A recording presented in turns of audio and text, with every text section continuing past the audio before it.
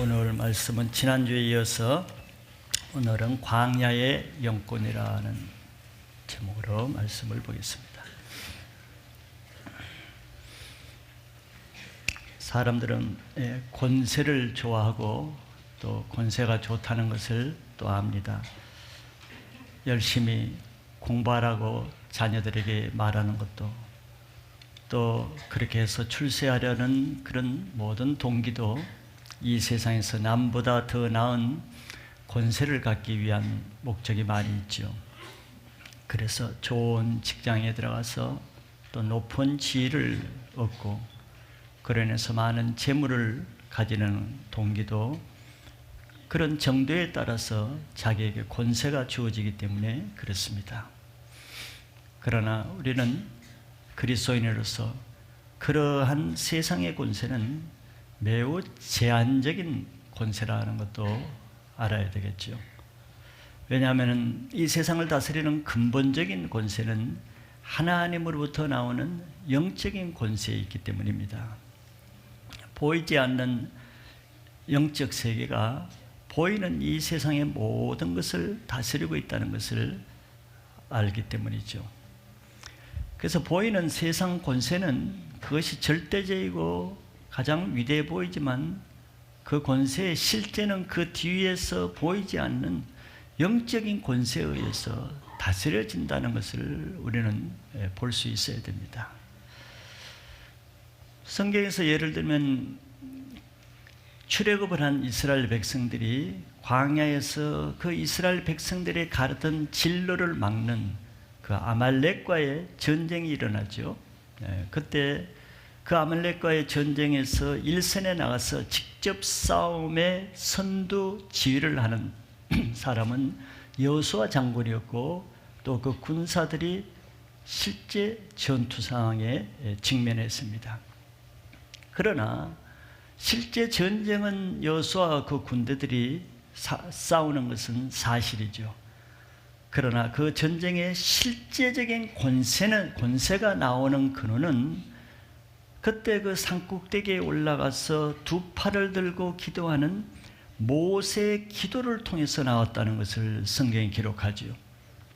기도하는 모세의 손이 올라가면은 이스라엘 군대가 이겼고, 모세가 팔이 아파서 힘이 없어서 손을 내리고 기도를 거치면은 아말렉이 이기는 아주 신기한 현상이 일어났습니다.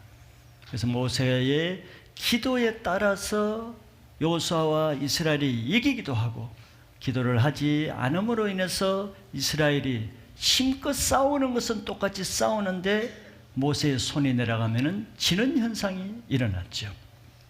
그것은 무엇을 말하겠습니까? 결국 그 전쟁에서 이스라엘이 이겼는데, 그 전쟁에서 이스라엘이 이긴 것은 여호수아와 이스라엘 군대가 힘이 강하고 열심히 싸워서만 이긴 것이 아니라는 것이죠. 그 진정한 승리의 근원은 하나님으로부터 받은 모세의 영적인 권세와 하나님을 대적하는 아말렉의 악한 권세와의 영적 전투에서 모세의 영적 권세가 아말렉의 권세를 이긴 전쟁이라고 말할 수 있습니다. 그래서 그런 영적인 전쟁은 어떤 사람의 수와 군대의 강함으로 되는 것이 아니라 누가 더 영적 권세, 그것을 줄여서 영권이라고 말하죠. 누가 더 영권이 강한 자인가에 따라서 그 승패가 결정된다는 것이에요. 여기 성경에서 마태복음에서 이사야 선지자는 세례 요한이 전하는 그 말씀을 광야에서 외치는 소리라고 4절에서 말씀하고 있죠. 그런데 이사야는 광야에서 외치는 자, 즉 광야에서 외치는 사람인 그 세례 요한보다 그가 외치는 소리 자체를 더 강조해서 말한 것이죠. 광야에서 외치는 자의 소리라. 이게 평범하지 않는 것이죠. 보통 사람 같으면 광야에서 외치는 자가 있었으니 이렇게 말하는 것이 더 자연스럽습니다. 사람이 주가 되어야 되죠. 그런데 이사야 선지자의 그 맥락에 주는 세례 요한이라는 사람이 아니고 세례 요한에 의해서 선포되는 그 소리에 주안점을 두고 초점을 두었다는 것입니다. 그것은 무슨 뜻이겠습니까? 요한의 영적 권세가 그 요한 자신에게서 나오는 것이 아니라 그가 외치는 그 소리 자체에 요한의 영적 권세가 있었다는 것을 의미하는 것이죠. 왜냐하면 그것은 그가 외치는 소리가 자신의 소리, 자기 말이 아니라 하나님이 주시는 뢰마의 말씀이었기 때문에 그 영적 권세가 나타난 것입니다. 그러므로 세례 요한에게서 나오는 영적 권위는, 즉 세례 요한의 영권은 그에게서 나오는 것이 아니고 그에게 주시는 하나님의 말씀 자체만을 선포하는 것에서 그의 영권이 따라 나왔다는 것이죠. 자, 이것은 각 사람의 영권은 하나님이 각 사람에게 훈련된 영성의 분량에 따라 그 영적 권세가 주어진다는 것입니다. 하나님은 광야에서 40년 동안 훈련받은 그 모세에게 홍해를 가르는 영권과 많은 기적과 이사를 행하는 영권을 줬죠. 그에게 운이 좋아서 주어진 것이 아니라 그가 40년 동안 그 전에 먼저 광야의 영성 훈련으로 준비되었기 때문에 그만한 영권이 주어진 것입니다. 하나님은 세례 요한이 빈들에서 오랫동안 광야 영성으로 준비되었을 때 그에게도 그에 합당한 만큼의 영적 권세를 주신 것이죠. 그래서 오늘은 지난주에 우리가 본 대로 광야 영성이 왜 필요한가, 왜 광야 훈련을 통해서 영성을 갖는 것이 필요하며 그 광야 훈련의 영성을 가진 세례 요한에게 하나님은 어떠한 영권을 주셨는가 하는 것을 보고자 합니다. 이를 통해서도 우리는 이 말씀을 통해 우리 자신도 하나님이 주신 영적 권세를 가지기 위해서는 지난주에 말씀하신 대로 왜 힘들지만 광야의 영성을 훈련받지 않으면 안 되는가 하는 것을 깨닫고, 여러분들 신앙생활도 마찬가지로 교회를 다니지만 무기력하고 아무 영적 권세도 없이 그냥 밥이나 먹고 떡이나 먹기 위해서 주님을 따라다니는 군중처럼, 그러나 아무 영적 기록도 없는 그런 종교인으로 적당히 살다가 죽는 인생이 아니고, 세례 요한과 같이 내가 한 번 하나님의 사명을 가지고 이 땅에 태어난 몸으로 하나님 앞에 한 번 영적 권세로 이 시대를 돌파하는 그런 영성을 가지고 영권을 행사하는 그리스도인이 되시길 바랍니다. 첫 번째 세례 요한의 영권에 대해서는 이번 주와 다음 주 두 번에 걸쳐서 한 번 더 볼 것입니다. 그러나 오늘 볼 세례 요한에게 준 영적 권세는 5절 6절에 나온 것을 통해서 먼저는 세례 요한이 말씀을 선포할 때 사람들이 따랐다는 것이죠. 하나님께서 주신 영적 권세는 그 사람이 하는 말을 통해서 나타납니다. 그래서 영적 권위가 있는 사람이 무슨 말을 하면 사람들이 그 말을 듣고 그 사람을 따르게 되죠. 영적 권위가 없는 사람이 똑같이 그 말을 해도 사람은 들은 척도 않고 무시해 버립니다. 그게 어디서 나오겠습니까? 말의 내용은 똑같아요. 말의 내용은 똑같아도 말의 권세가 다른 것이죠. 광야에서 훈련받고 있는 세례 요한에게 오늘날 하나님의 말씀이 이제 때가 되었을 때 말씀이 임했습니다. 이제 영적 훈련으로 영성이 되었을 때 하나님이 그에게 말씀을 주시죠. 그 말씀의 내용은 지난 시간에 본 대로 죄 사함을 받게 하는 회개의 말씀이었습니다. 그것을 더 자세히 누가복음 3장 2절 3절에 보면은 이렇게 나와 있죠. 안나스와 가야바가 대제사장으로 있을 때 하나님의 말씀이 빈 들에서 사가랴의 아들 요한에게 임한지라. 요한이 요단강 부근 각처에 와서 죄 사함을 받게 하는 회개 세례를 전파하니 그랬습니다. 빈들이 있을 때 하나님의 말씀이 먼저 요한에게 임했다는 거예요. 요한은 오랫동안 훈련받았지만 언제까지 훈련받아야 되는가? 왜 이렇게 훈련이 긴가? 이제 내가 알아서 해야겠다. 그게 아니라 하나님의 때가 되었을 때까지 말씀이 임할 때까지 기다리고 그전에는 자기 말을 전하지 않았습니다. 그 말씀을 받은 요한은 그 받은 말씀 그대로 백성에게 나가서 그대로 전했어요. 직설법으로 가감하거나 빼거나 뭉실거려서 타협해서 전하지 않고 그대로 하나님 주신 대로 회개하라, 천국이 가까웠다. 아주 단순하게 하나님이 주신 말씀만 100% 그대로 전달식으로 선포한 것이죠. 그런데 그 내용이 좋은 것이면은 뭐 그렇게 하는 것이 문제가 안 되죠. 사람들도 다 환영하고 좋고 기쁘게 받아들일 말씀은.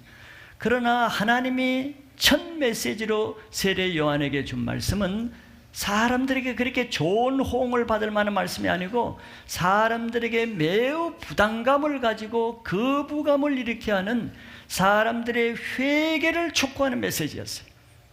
그럼에도 불구하고 세례 요한은 그것을 그대로 강하게 회개하라, 천국이 가까웠다고 말씀을 전했죠. 이런 회개의 말씀을 전할 때 오늘날도 똑같지요.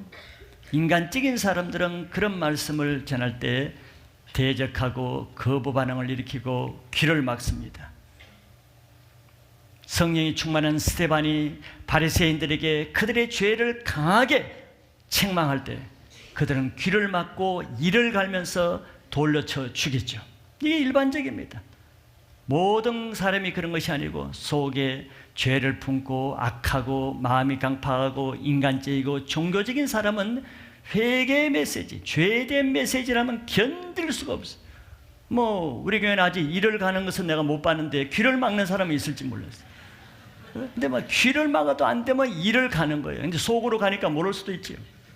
이게 회개의 말씀을 전할 때 나타나는 현상이에요. 그래서 많은 목회자가 그런 말씀을 전하는 것을 부담스럽게 여기죠. 그래서 교회가 죄를 회개하기를 싫어하는 그런 사람들을 봐주고 있는 것이죠. 왜? 그런 사람들이 회개 메시지를 싫어하는 것을 아니까. 그래서 대신 죄를 짓는 사람들의 마음을 달래기 위해서 사랑과 위로와 축복과 지식적인 말씀으로 그냥 대리만족을 시켜주는 거죠.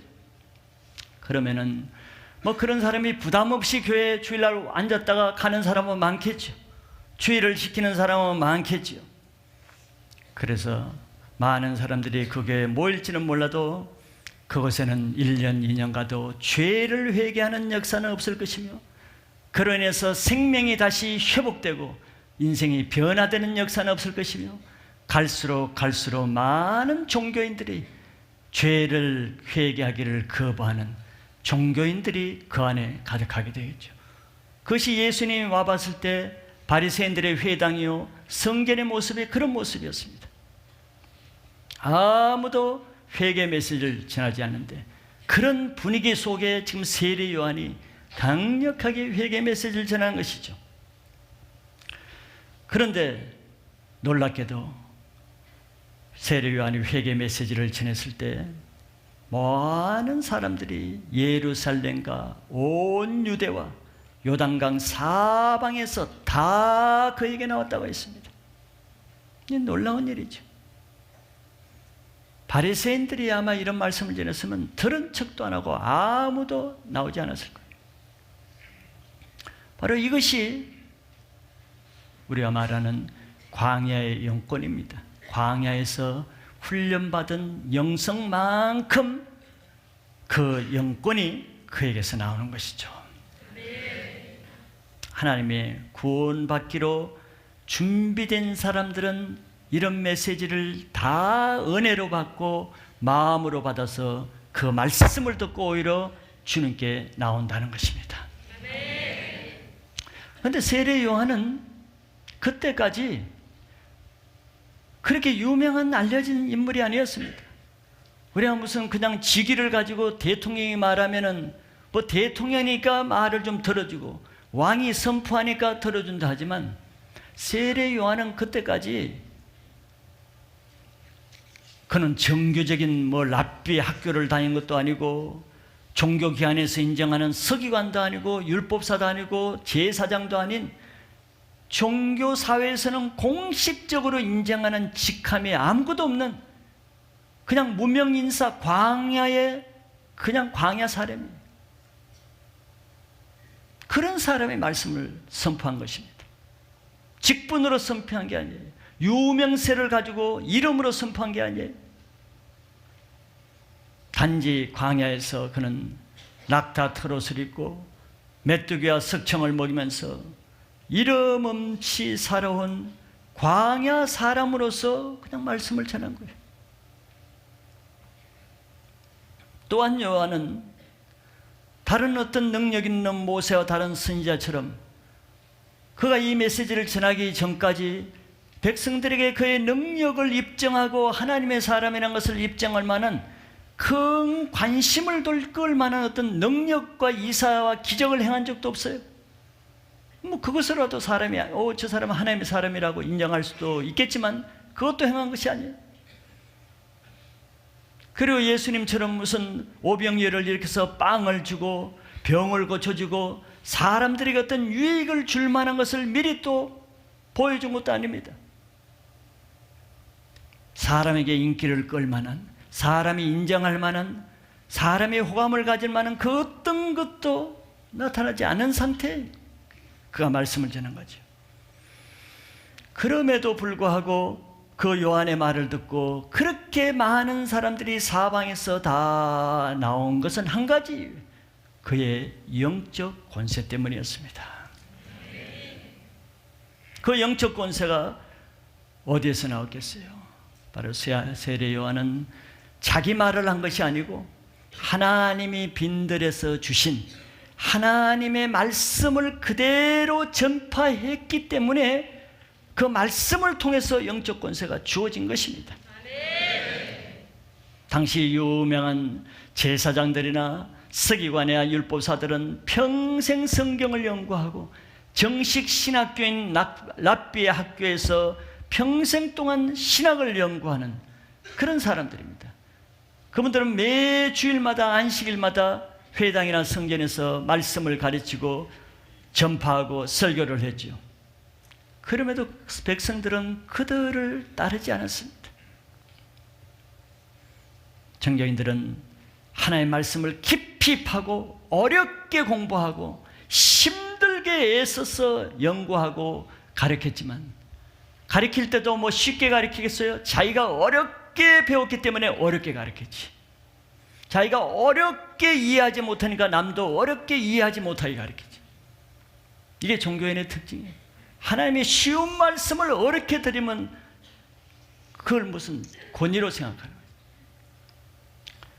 자기도 못 알아듣고 백성들도 못 알아듣고 다 같이 못 알아듣는 거죠.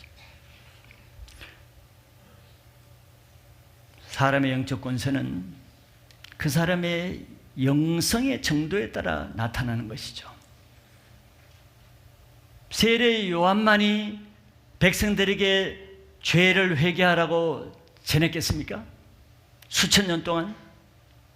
아니겠죠. 그러나 똑같은 내용을 전한다고 해서 똑같은 권세와 결과가 나오는 것은 아니죠. 똑같이 회개하라고 10사람이 전해도 결과는 다른 것이에요. 무엇에 따라 다르겠습니까? 그것을 누가 전하느냐에 따라서 다른 것이죠. 세례 요한이 그 말을 했기 때문에 사람들이 다 나오는 것이죠. 왜? 세례 요한은 광야에서 받은 광야의 영성을 가지고 있었고 그 영성으로 하나님의 말씀을 전하니까 하나님의 영적 권세가 나타나는 것입니다. 바리새인과 서기관은 비록 학문적으로 지식적으로는 성경 말씀을 더 많이 깊이 알지는 몰라도 그런 인간적인 육성과 사람의 지혜와 사람의 말로 전하니까 똑같은 말씀을 전해도 아무 영적 권세는 나타나지 않는 것이죠. 예수님 당시 백성들이 왜 서기관과 바리새인보다도 예수님을 더 따르고 존경했는가를 성경이 말하고 있습니다. 마가복음 1장 22절에 무사람이 그의 교훈에 놀라니 이는 그가 가르치는 것이 권위 있는 자와 같고 서기관들과 같지 아니함이라. 정확하게 설명을 했어요. 왜 똑같은 비슷한 내용을, 왜 성경 율법을 서기관도 가르치고 바리새인들도 가르쳤는데 왜 예수님의 말씀에는 따르고 영향을 미치는가? 예수님의 말씀에는 권위, 권세가 있고 서기관과 바리새인 같지 않았다는 거예요. 이 세상의 모든 영적 권세는 하나님의 말씀으로부터 나오는 것이죠. 그런데 그 말씀을 똑같이 전한다고 다 나오는 것이 아니고 하나님의 영성을 가진 만큼 하나님의 말씀의 영적 권세는 비례해서 나타난다는 것입니다. 그래서 하나님의 말씀을 전하는 자는 하나님이 주시는 말씀을 능력 있게 전하기 전에 먼저 그 말씀을 전할 만한 광야에서 훈련받는 모세, 요한, 다윗처럼 광야의 영성을 먼저 갖는 것이 중요하지, 그 영성 훈련은 없이 신학교에서 어디 성경 공부 훈련을 통해서 많은 성경을 공부할 수는 있어도 그 공부한 성경 말씀이 능력으로 나타나는 것은 별개인 것입니다. 하나님의 말씀을 왜 전해도 능력이 나타나지 않고 영향이 없겠습니까? 자기 영성은 세상적이고 인간적이고 혼적이고 그런 영성, 그런 인격을 가지고 말씀은 고상하게 아름다운 지혜의 말로 전하니까 말씀은 맞기는 맞는데 내 영이 채워지질 않아. 저 성경 말씀이 좋기는 좋은데 듣는 사람의 영이 채워지질 않는 것이죠. 살리는 것은 영이지 육이 무익하기 때문에 그렇습니다. 하나님의 말씀을 들어도 하나님의 말씀을 그대로 전하지는 못하지요. 왜 그렇습니까? 하나님 말씀을 들어도 자기가 그 하나님의 말씀을 영으로 듣지 못하고 혼으로 육으로 들으면은 그 하나님 말씀을 영의 말씀을 들었을지라도 자기가 전할 때는 내가 들은 대로 내가 육과 혼으로 들으면 내가 육과 혼으로만 말하고 전가할 수밖에 없어요. 여러분들이 셀 모임 때 뭐 나누는 것이 무엇입니까? 같은 말씀을 나누잖아요. 셀마다 주일날 들은 같은 주일 말씀을 가지고 똑같은 말씀을 가지고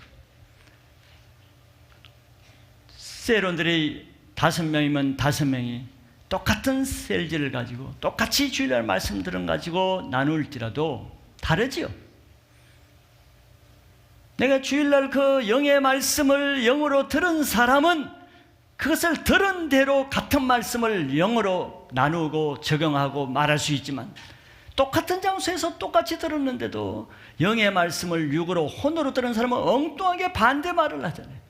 그와 아무 상관없는 말을 하잖아요. 왜? 자기가 그 말씀을 그렇게 들었기 때문에 그렇게 말하는 거예요. 말씀을 전하는 것도 똑같은 것이, 성경 자체는 똑같은 것이 하나님의 말씀이에요. 그러나 하나님의 말씀이라고 다 똑같이 하나님의 말씀대로 전하는 것은 아니죠. 내가 얼마나 하나님의 뜻대로 하나님의 말씀을 전하는 것이냐 하는 것은 내가 이 말씀을 보고 들을 수 있는 내 영성이 얼마나 준비되었는가에 따라서 하나님의 말씀도 그렇게 들리고 하나님의 말씀을 들리는 만큼 내가 그렇게 전할 수가 있는 것입니다. 하나님의 말씀을 말씀 그대로 전하지 못하는 것은 왜 하나님의 말씀을 이렇게 좋은데도 왜 사람에게 전할 때는 인간적으로 세상적인 교훈과 지혜의 아름다운 말로 전할 수밖에 없겠어요? 내가 들을 귀가 없기 때문에 그래요. 하나님의 말씀을 봐도 이것을 영으로 볼 능력이 없기 때문에, 하나님의 말씀을 들어도 그 말씀이 영으로 들릴 능력이 없기 때문에 내 수준만큼, 내 영성의 수준만큼, 내 영성이 인간적이고 세속적인 만큼 내 입에서 그 말이 그렇게 나올 수밖에 없는 것이죠. 그런 사람에게서 나오는 말은 우리 영혼을 살리지 못하기 때문에 그런 사람의 말은 들으면 들을수록 내 영혼이 고갈되고 갈급하고 목말라 죽어가지. 근데 은혜로운 셀 모임에서도 그런 사람이 한마디, 뭐 길게 안 해도 한마디 하면 분위기가 싹 가라앉죠. 많은 사람들의 영을 죽이는 역할을 해요. 인간적인 말 한마디 툭 내건지고, 전혀 말씀과 관계없는 반대말을 툭 던지면 거기에 있는 사람들의 영이 괴로워요. 답답하지. 영을 죽이는 것이. 그게 자기 영성의 한계니까 더 이상 무슨 말을 할 수가 없어. 그 사람이 뭐 안 하려고 해서 일부러 그런 말을 하는 것이 아니죠. 자기는 최선으로 하려고 하는 말이 그 수준으로 나오는 거예요.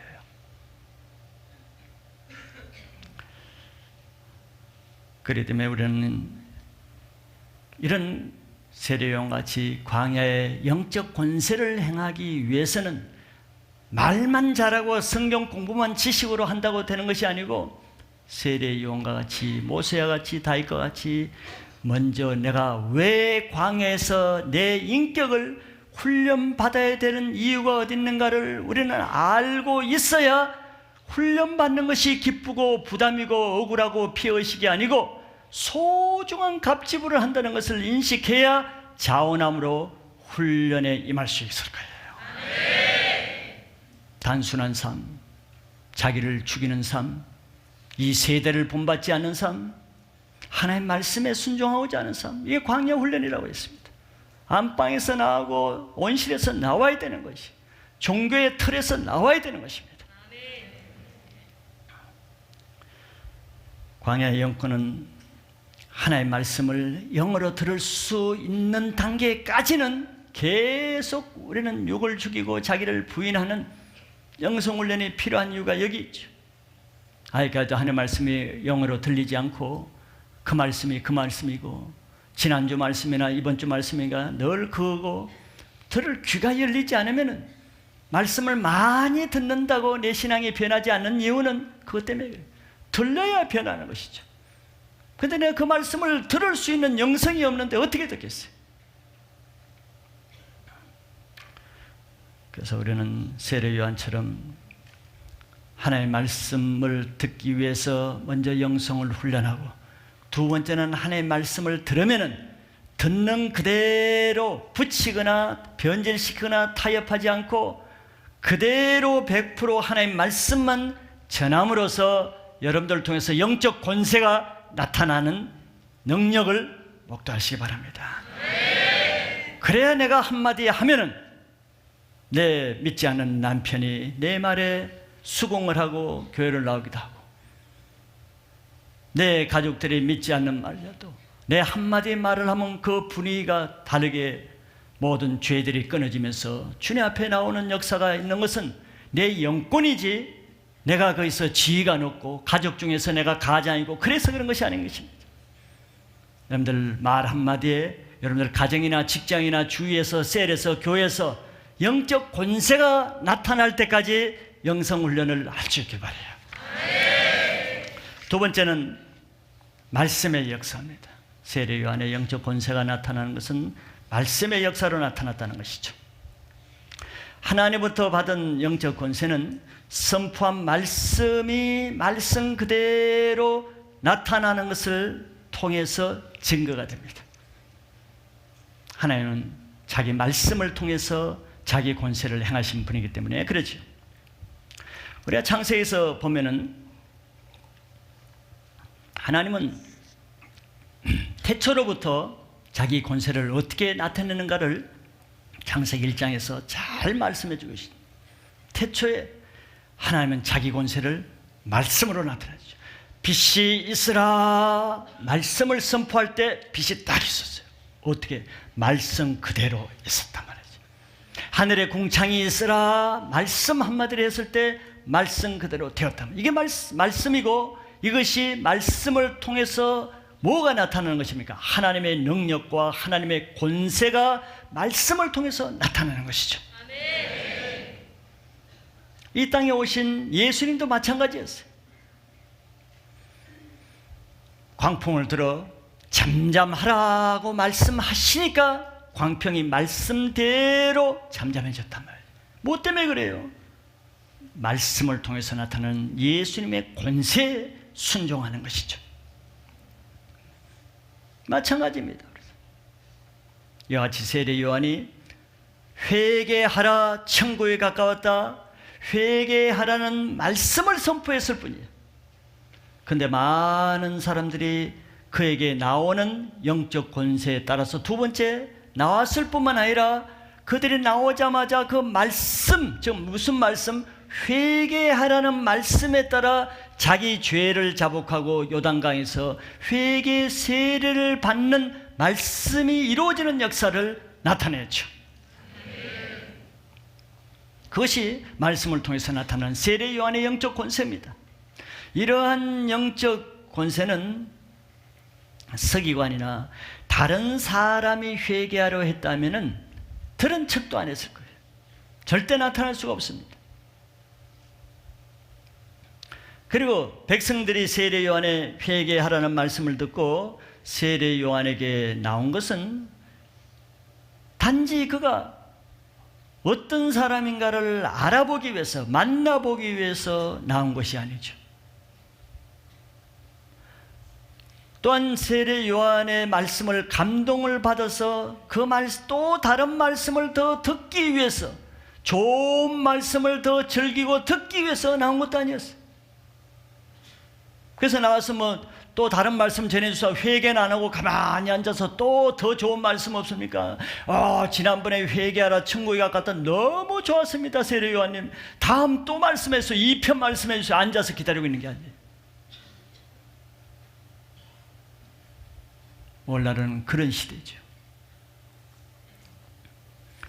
그리고 더구나 세례 요한이 행하신 많은 딴 사람들이 어떻게 회개하고 요단강에서 어떻게 세례 받는가, 그거 구경하기 위해서 나온 사람들 아니에요. 오늘날 교회는 이런 부류의 사람들이 많아요. 말씀이 좋다 모아서 또 다른 말씀 들어야지, 손 하나 까딱 안 하면서, 또 딴 사람이 어떻게 은혜 받는가 한번 봐야지, 무슨 간증을 하는가 나도 한번 들어봐야지. 자기는 하나도 말씀대로 회개하지도 않고 살지도 않고 간증거리도 없이 늘 구경하러 오는 구경꾼들, 이 군중들이죠. 세례 요한이 말씀을 전했을 때 그런 사람이 없었어요.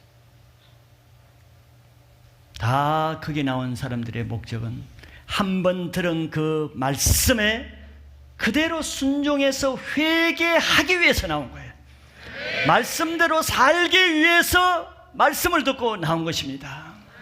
여러분들 왜 교회 예배를 나옵니다? 왜 매주 이렇게 성실하게 나오는 이유가 어디 있어요? 무슨 동기로 이렇게 열심히 매주마다 나옵니까? 바쁜 시간에. 나오는 자체보다 더 중요한 것은 왜 나오는가가 더 중요한 것이에요. 무슨 목적으로 나오는가? 왜? 그래야 열매가 다르기 때문에. 나와도 아무 일이 없는 그 예배 나오는 가치가 있겠어요? 이와 같이 세례 요한이 영성을 가지고 하나님의 말씀을 선포했을 때는 그 말씀 선포한 그대로 준비된 사람에게는 다 이루는, 준비된 사람이에요. 영권 2편은 다음 주에 제가 하겠으니까 오늘 말씀을 안 드리겠습니다. 준비되지 않은 사람에게는 또 아무것도 아니죠. 그러나 준비된 사람에게는 매일 새롭게 되는 역사가 일어나는 거예요.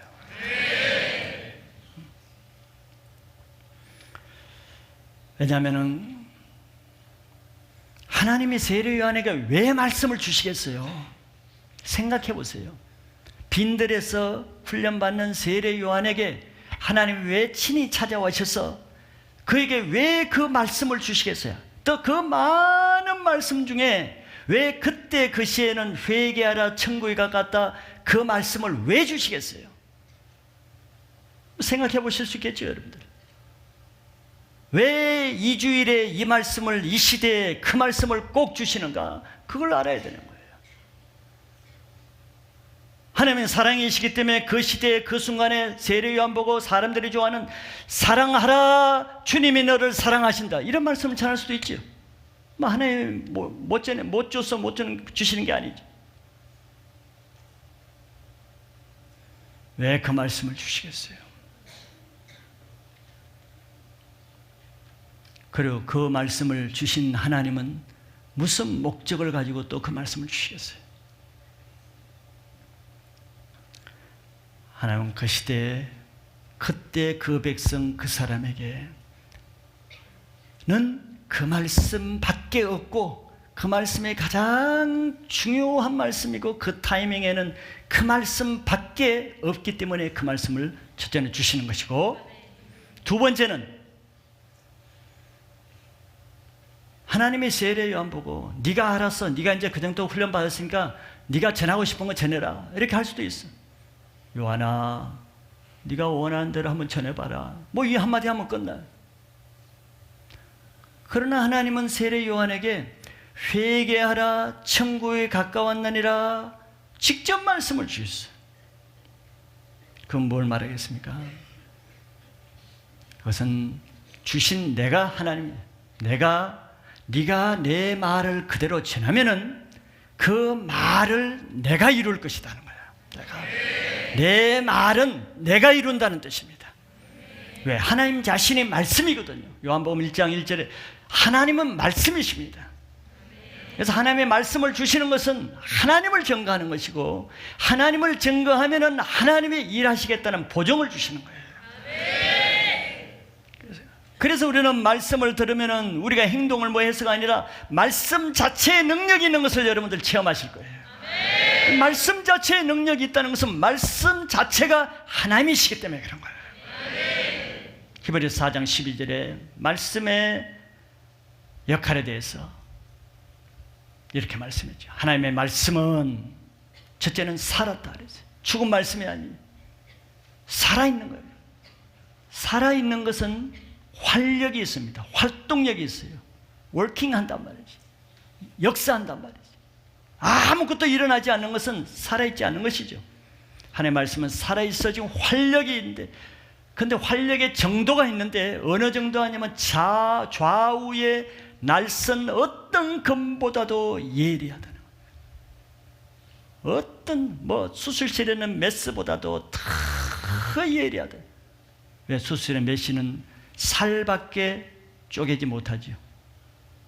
그보다 더 예리하다는 것은 하나님의 말씀은 그런 우리의 살 몸만 쪼개는 그것보다 더 예리해서 보이지 않는 홍과 영과 및 관절 골수를 찔러 쪼개기까지 하며 또 보이지 않는 우리의 마음의 생각과 뜻까지도 다 판단하는 활력이 있다는 거예요. 이걸 믿으세요, 여러분들?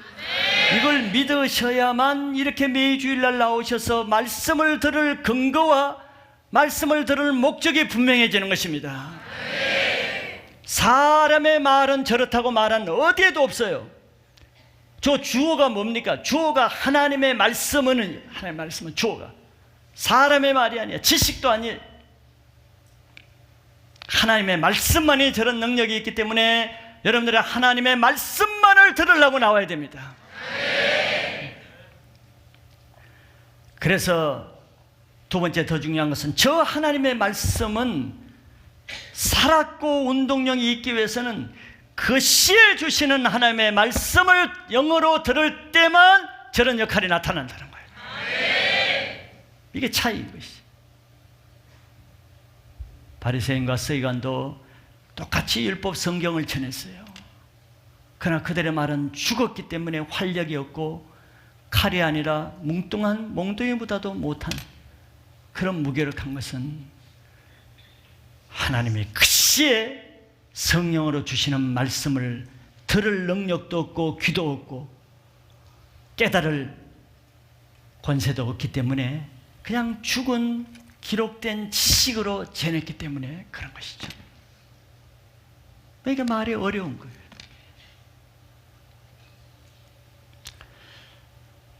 그래서 선포되는 하나님의 말씀을 영어로 들을 때 우리 각 사람 속에 있는 죄가 다 드러나게 되는 이유는 우리 혼 속에 있는 거, 영 속에 있는 거, 우리가 보이지 않는 관절, 뼈 속에 숨어 있는 것까지, 마음 속에 포장하고 감추어진 것까지, 우리가 생각하는 뜻까지도 다 쪼개서 다 드러낸다 그랬잖아요.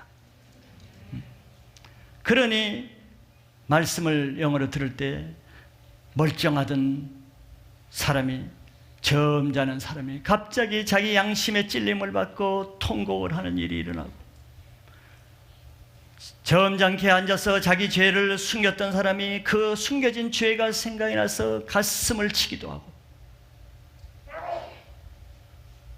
전혀 기억하지 못했던 자기 죄를 알지도 깨닫지도 못하는 사람이 갑자기 죄가 깨달아지면서 주체할 수 없는 눈물과 콧물 흘리면서 죄를 자복하는 것은 누구의 힘입니까? 자기 힘이었다면 지금까지 그렇게 살 수가 있었겠어요?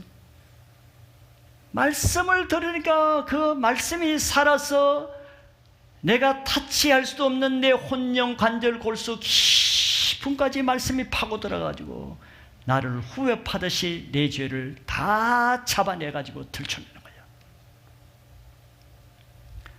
영의 말씀을 통해서 성령이 그렇게 활동하는 것이죠.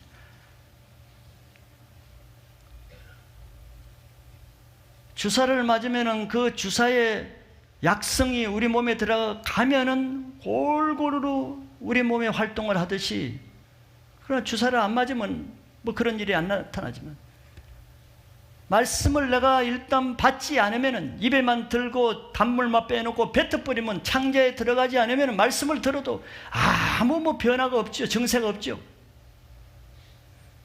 그러나 말씀을 듣고 내 창자에 집어넣으라는 말씀대로 내가 말씀을 영어로 들으면은 내 속이 뒤틀리는 거예요. 양심이 꿈틀거리고 아프고 찔리고 괴롭고 얼굴을 들기가 힘들고 뛰쳐나오고 싶고 다시는 교회 안 오고 싶고 별별 내 속에 반응이 나타나는 것이.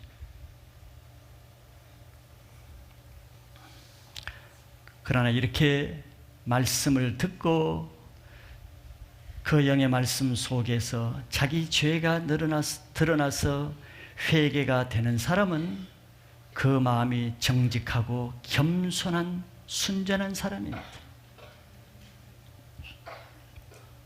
사람의 몸에 주사나 약을 평생 이렇게 약을 안 먹고 주사 한 번 안 먹고 정말 순전한 몸의 상태를 가진 사람은 그냥 약 한 반알만 먹어도 반응이 금방 나타난 거, 미식긋고 얼굴이 붉고 막 금방 일어나죠. 그것이 몸의 상태가 좋다는 증거죠. 근데 뭐 약을 10알을 먹어도 꿈쩍 않고 주사를 10대를 맞아도 아무 반응이 안 일어나는 것은 왜 그렇겠습니까? 마음이 순수한 사람은 세례요한의 한마디, 회개하라는 한마디 말씀을 들어도 금방 반응이 와서 가슴이 쓰리고 내 영혼이 고통을 하면서 회개하지 않으면 안 될 정도로 고통스러운 것은 그 마음이 순수하고 겸손하고 깨어진 심령이 됐기 때문에 그런 반응이 오는 것이죠. 그런 사람은 주님을 왕으로 모실 마음이 준비가 된 사람입니다. 그러나 똑같은 그런 말씀을 듣고도 도무지 저 말씀이 무슨 말씀인지 뭐 깨달아지지도 않고, 자기 죄가 뭐 깨달아지지 않고, 저거는 누가 저렇게 죄를 많이 지었길래 목사님이 저 매주 저렇게 죄 얘기하는가, 참 불쌍한 사람이 많구나, 이렇게 딴 사람을 위해서 긍휼의 마음을 갖기나 하고 꼼짝하지 않는 사람은 정말 성경에 말한 대로 철강석 같고 놋쇠 같은 그런 마음을 가지죠. 회개할 기회를 줘도 자기 죄를 붙잡고 방어하면서 천국을 거부하는 모습이죠. 영의 말씀을 혼으로 들으면은 성령을 소멸하기 때문에 성령이 역사하지 않습니다. 회개는 성령이 역사해야 내 죄가 깨달아지는 것이지, 성령을 매주 성령을 소멸하는 완고하고 강팍한 마음을 가지는데 말씀을 듣는다고 그 말씀이 역사하겠어요? 성령이 다 소멸됐는데, 성령은 말씀을 가지고 역사하는 분인데 세월을 낭비하는 것이죠. 우리가 알아야 될 것은 교회가, 여러분들이 교회에 오시는데, 교회에 오시는 분들에게 교회가 죄인에게 할 수 있는 최고의 복된 말씀은 자기 죄를 회개하라는 것입니다. 이게 베스트, 최고의 교회에서 증거될 수 있는 말씀이라는 것을 믿으시기 바라요. 왜냐하면 그것이 죄인이 하나님의 심판을 받지 않고 천국에 갈 수 있는 유일무이한 유일한 방법은 그것밖에 없기 때문에 그렇습니다. 교회 밖에서는 그런 말씀을 들을 수가 없기 때문에. 그래서 가장 권세 있는 말씀의 능력은 죄인이 자기 죄를 회개하고 구원받게 하는 말씀입니다. 아무리 아름다운 말씀, 깊은 말씀, 지혜의 말씀, 놀라운 말씀, 재미있는 말씀을 전해도 그 말씀을 듣고 자기 죄 하나 깨닫지 못하고 회개하지 못하고 구원받는 사람이 하나도 없이 웃고 절기담아 간다면 가장 비참한 말씀을 전하는 것이 되겠죠. 그 아까운 시간에 소모적인 말씀을 전하는 것이라고 할 수도 있겠죠. 교회가 있는 목적은 하나님 나라의 백성이 이곳에서 거듭나서 하나님의 구원을 얻기 위한 것이 교회가 있는 목적이요, 그걸 위해서 교회는 말씀을 전하는 것인데, 그 말씀이 한 죄인을 구원할 말씀이 못 된다면 그는 교회가 전하는 말씀이라고 할 수는 없는 것이죠. 하나님의 말씀은 살았고 운동력이기 때문에 아무리 지식이 없고 말이 어둔하고 내가 어리석어도, 나는 말을 잘 못하고 앞뒤가 분명하지 않아도 그냥 하나님의 말씀만 정확하게 전하면 역사하는 분은 하나님이세요. 내가 똑똑하고 잘나다고 말씀을 더 잘할 수 있는 것이 아니라는 것입니다. 모세는 입이 어둔해가지고 자기가 직접 할 수가 없어서 아론을 붙여서라도 말하잖아요. 그래서 우리가 하나님은 말 잘하는 사람을 세우지 않죠. 말쟁이를 세우는 게 아십니다. 누가 하나님의 말씀을 더 순종해서 그 말씀 그대로 전하고 자기 말을 안 전할 그런 사람을 하나님이 세우시는 거죠. 그래서 하나님이 세우신 사람들은 하나님의 말씀을 증거하게 하고, 그러면 하나님의 그 말씀을 통해서 자기 권세를 나타내게 함으로 저 사람이 하나님이 세우신 사람이라는 것을 인정해서 모든 사람들이 세례요한에게 나오게 하듯이 그 사람에게로 나오게 하는 거예요. 가장 어리석은 지도자가, 지도력이 없는 사람이 저 믿어주세요, 저 하나님 사람 분명합니다, 저 하나님이 분명히 세우셔서 목사 된 거예요, 내 말 좀 믿어주세요. 진짜 영권이라고는 하나도 없으니까 그런 말을 할 수밖에 없는 거지. 성경에서 선지자 사무엘이 어떻게 하나님의 영적 권세를 가지게 됐는가를 말해주고 있습니다. 사무엘상 3장 19절 20절에 이렇게 말씀하죠. 사무엘이 자라매 여호와께서 그와 함께 계셔서, 여기 중요한 거예요. 사무엘이 자라매 여호와께서 그와 함께 계셔서. 사무엘도 광야 영성을 받았죠. 한나가 젖될 때부터 그는 광야로 내려서 집을 떠나서 어머니의 품을 떠나가지고 하나님의 집에 내맡게 됐죠. 저게 그 말이에요. 사무엘이 자라매 여호와께서 그와 함께 하시고 그 말이 하나도 땅에 떨어지지 않게 하시니. 20절, 단에서부터 브엘세바까지의 온 이스라엘이 사무엘은 여호와의 선지자로 세우심을 입은 줄을 알았더라. 어떻게 사무엘이 백성들의 영적 권위를 갖게 됐는가? 간단하죠.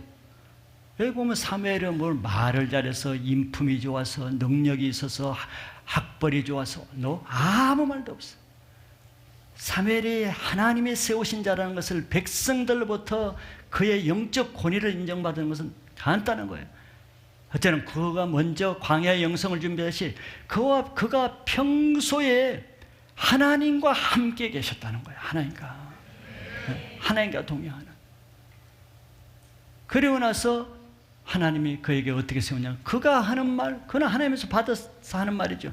그가 하는 말을 하나님이 하나도 땅에 떨어지지 않고 다 그가 하는 말 그대로 이루어지게 하는 것을 통해서 백성들이 그걸 보잖아요. 사무엘이 기도했더니 블레셋이 침범했는데 갑자기 우박이 내려서 막 블레셋이 전쟁도 아닌데 죽고, 이 사무엘이 기도만 했더니 막 되니까 백성들이 보고, 오, 저 사무엘은 하나님이 세우신 자다. 말을 안 해도 백성들이 알아봤더니 이게 영적 리더십이요, 영적 권세요, 하나님의 사람이 나타내는 영향력이죠. 내가 영향력이 없으니까 자꾸 형제님 왜 자꾸 따져요? 내가 셀장의 영권에 따라와야죠. 셀장의 영권에 좀 순종해 주세요. 좀 내가 못해 먹겠어요. 좀 순종해 줘요.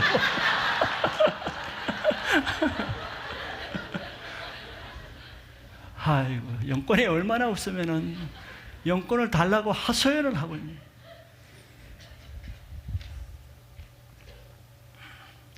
사무엘의 권세는 스스로 세운 것이 아니고 그가 한 일은 하나님의 말씀만 전할 때 하나님의 말씀을 일으켜서 하나님이 세워주신 거예요. 우리 인생의 새로운 회복과 변화는 오직 한 가지 관문을 통과해야 됩니다. 그것은 회개라는 관문이에요. 가장 중요하고도 가장 놀라운 관문이기 때문에 세례 요한의 첫 사역으로 하나님이 이 메시지를 준 것이죠. 왜냐하면 죄인의 인생에 회개 없이는 새로운 것이 일어날 수 없기 때문에 그렇습니다. 자기 죄를 회개하지 않으면 내 안에 하나님의 임재가 임할 수가 없어요. 성령의 역사하지 올 수 없어요. 하나님께 순종할 능력이 없습니다. 말씀을 깨달을 능력도 없고 말씀에 순종할 능력도 없는 거예요. 근데 회개는 영의 말씀을 통해 자기 죄가 깨달아져야 하잖아요. 죄를 깨닫지 못하게 하는 것은 이런 세상의 세력, 육의 세력, 육성이거든. 그래서 육신해져서 육신대로 살면은 반드시 죽기 때문에 죽는 이유는 죄 때문에 죽는 거예요. 죄 때문에. 그래서 가장 건강한 신앙의 표시는 매주마다 날마다 하나님의 말씀을 통해서 자기 죄를 회개하는 삶을 사는 것이죠. 우리들은 이렇게 주일날 잘 지키고 헌금 생활 잘하고 봉사 잘하고 이것이 어떻게 보면 교회의 가장 건강한 신앙생활 잘한다는 표준을 삼을 수도 있는데 그건 하나의 열매, 결과로서 나타나는 표준은 될 수 있을 거예요.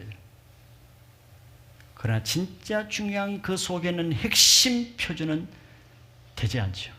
그걸로 따진다면 바리새인 서기관이 가장 좋은 건강한 신앙의 모델이 될 수 있죠. 더 핵심적인 것은 그렇게 잘 예배드리고 봉사하고 또 하나님을 섬기는데도 작은 자기 죄는 하나 회개할 능력이 없는, 아무리 말씀을 들어도 자기 죄가 깨달아지지 않는 이런 사람이야말로 가장 심각한 불치병이죠. 가장 잘못된 신앙생활을 속고 있는 사람의 모델이라고 할 수 있어요. 건강한 사람은 매주마다 하나님의 말씀을 영어로 들으면은 우리는 죄인이기 때문에 일부러 죄를 만드는 것이 아니라 안 만들어도 죄인이기 때문에 자기 죄가 하나님 앞에 먼저 깨달아지는 것이 정상입니다. 하나님을 만나는 사람은 하나님을 만나는 순간 내가 죄인이 되어 나타나는 거예요. 베드로가 예수님을 따르면서 뭐 큰 죄를 지었습니까? 그냥 고기 잡고 뭐 이렇게 먹고 살고, 물론 너무 뭐 적은 고기까지 잡아먹은 거 죄를 지은 것은 있겠죠. 그건 놓아줘야 되는데, 그렇게 큰 죄를 안 지었지만 배 안에서 깊은 데 가서 고기를 잡으려 해서 고기를 잡을 때 주님이 주님으로 보이니까 그 안에서 주여 나는 죄인으로서이다 나를 떠나소서 한 거예요. 죄를 배 안에서 만든 것이 아닙니다. 회개해야 내가 인정받으니까 갑자기 주님 안에 죄를 끄집어낸 게 아니에요. 말씀을 통해서 깊은 데로 가서 그물을 내려라, 말씀을 통해서 말씀을 순종할 때 주님을 만나니까 죄인은 어쩔 수 없이 그때 적나라하게 죄인으로 나타나는 것이. 그런데 매주일마다 내가 주님이신 이 말씀을 매주마다 대하면서 내가 항상 뻣뻣한 의인으로 남았다가 의인으로 돌아간다, 주님의 임재와 주님을 깊이 못 만난 증거라고도 할 수 있어요. 자연스러운 것이 아닙니다. 많은 사람이 그렇게 하니까 나도 그 중에 정상적이라고 생각할지 몰라도, 그는 눈 하나밖에 없는 동네에서 눈 하나 가진 사람이 안심하고 내가 눈 하나인 것이 정상이라고 생각하는 것과 똑같은 거예요. 남이 회개기 못하고 남이 안 변하니까 나도 그렇다, 많은 교회가 그렇게 하니까 나도 그렇다, 그거는 논리가 안 되는 거예요. 말씀에 근거해서 논리를 찾아야지, 다른 사람을 견지어서 논리를 찾으면 자기도 똑같이 소경이 소경을 인도하는 대로 빠지는 것이죠. 우리가 하나님 말씀을 정말 그러니까 양심적으로 내 육신을 부인하고 한 주간 동안에 광야 생활 같이 하고 들으면은 내 죄가 먼저 깨달아집니다. 죄가 깨달아져야 하나님의 사랑이 그때 깊이 들어오는 것이지, 죄는 안 깨달아지고 사랑은 좋다고 해서 사랑만 먼저 받으려 하니까 사랑이 느껴지지도 않고 품어지지도 않는 거예요. 죄가 가로막기 때문에. 그래서 하나님의 말씀을 정말 영어로 들으면은 무슨 죄가 그렇게 많은지, 가까운 데서는 매주 하나님의 말씀 듣고도 순종하지 못한 거, 이게 얼마나 큰 죄입니까? 하나님의 교회와 하나님의 사람을 판단하고 대적한 죄, 이건 또 얼마나 더 큰 죄예요. 남의 허물을 용서하지 못하고 끝까지 묶여있는 죄, 이건 아주 강팍한 죄죠. 물질 문제에 묶이고 육신의 문제에 묶여서 그렇게 하지 말라는 것을 한 주 내내 하고 하라는 것은 하지 않고, 이것이 도대체 얼마나 못된 죄냐 말이죠. 이런 죄를 수없이 지으면서도 죄같이 안 여기는 것은 얼마나 우리의 양심이 더러워지고 우리의 양심이 무뎌져 있는가를 깨달으면 자기 양심을 인해서도 통곡이 나오죠. 죄를 죄같이 안 여기는 그 정말 엉뚱한 양심이죠. 그래서 죄가 깨달아지는 것이 무엇보다 가장 큰 은혜입니다. 죄도 안 깨달아지고 받는 그 은혜가 무슨 은혜겠어요? 속이는 은혜지. 네, 죄가 은혜를 막고 있는데, 죄가 막고 있는데 무슨 은혜를 받겠어요? 속이는 은혜, 자기가 만들어서 하는 인위적인 은혜죠. 바리새인이 그런 은혜를 받았단 말이에요. 지식으로 받는 은혜, 육으로 받는 은혜.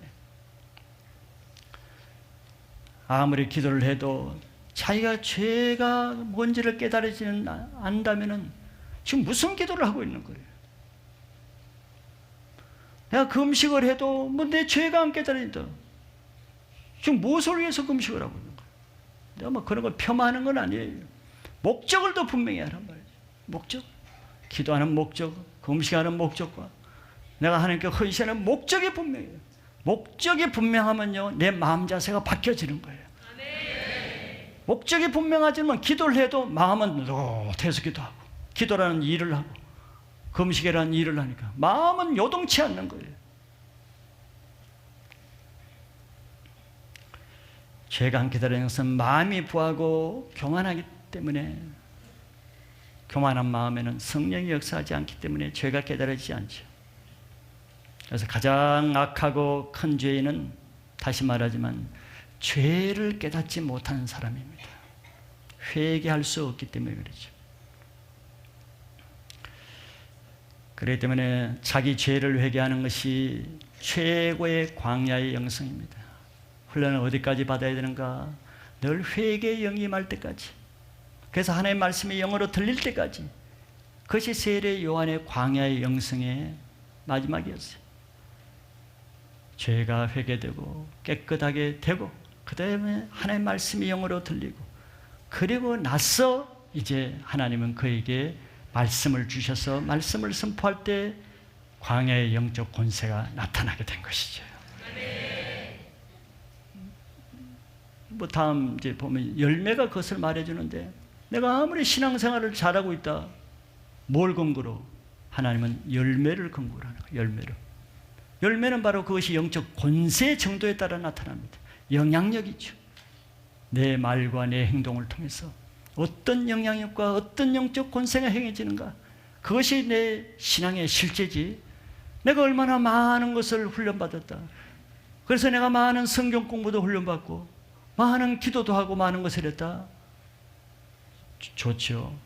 그러나 그것이 얼마나 바르게 하나님 뜻대로 준비되는가는 열매라고 할 수 있는 거죠.